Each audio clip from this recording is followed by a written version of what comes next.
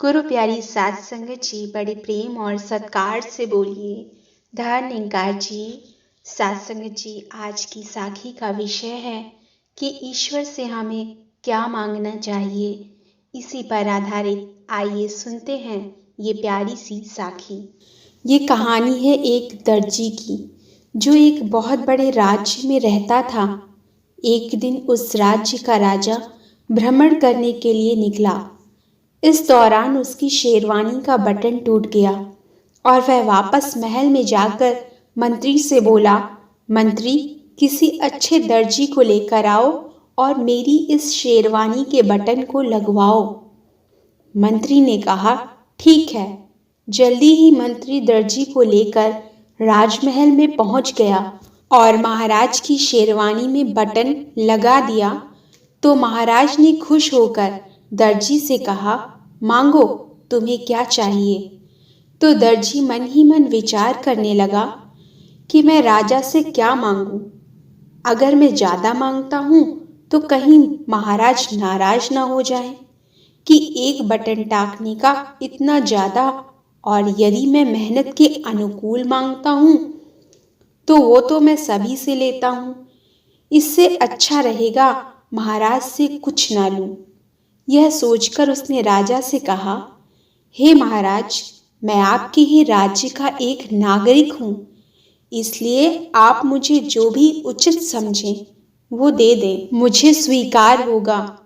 राजा उस दर्जी की बात सुनकर खुश हुआ और अपने मन में विचार करने लगा कि इस दर्जी को क्या दिया जाए।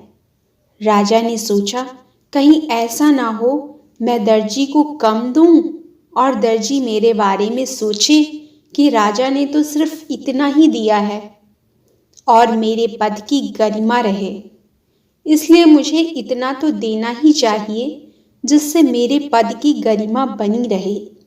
और यह सोचकर उसने मंत्री को आदेश दिया कि इस दर्जी को 100 स्वर्ण मुद्राएं दे दी जाएं। राजा के मुख से यह वचन सुनकर दर्जी खुश हो गया और मन में विचार करने लगा, अच्छा हुआ मैंने कुछ नहीं मांगा, क्योंकि 100 स्वर्ण मुद्राओं के बारे में तो मैं सोच ही नहीं सकता था।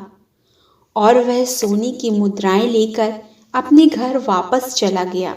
गुरु प्यारी सात संगत जी, कहने का भाव, हम अपनी सोच के हिसाब से रात दिन ईश्वर से कुछ न कुछ मांगते ही रहते हैं। हमारी मांगने की आदत जाती ही नहीं, लेकिन हम ये नहीं सोचते कि हमारी सोच से ईश्वर की सोच बहुत बड़ी है। हमारे दिल से ईश्वर का दिल भी बहुत विशाल है। अगर हम अपने ईश्वर को प्रसन्न कर लें तो हमें इतना मिल जाएगा कि हम सोच भी नहीं सकते। लेकिन हम अपनी मांगने की आदत से मजबूर हैं। तो क्यों ना ऐसा मांगे कि हमें एक ही बार में सब कुछ मिल जाए। कहा भी गया है कि एकै साधे सब सधे, सब साधे सब जाए।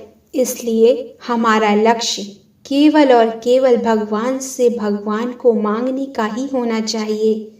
बाकी सारे सुख, वैभव और पदार्थ स्वयं ही हमें प्राप्त हो जाएंगे।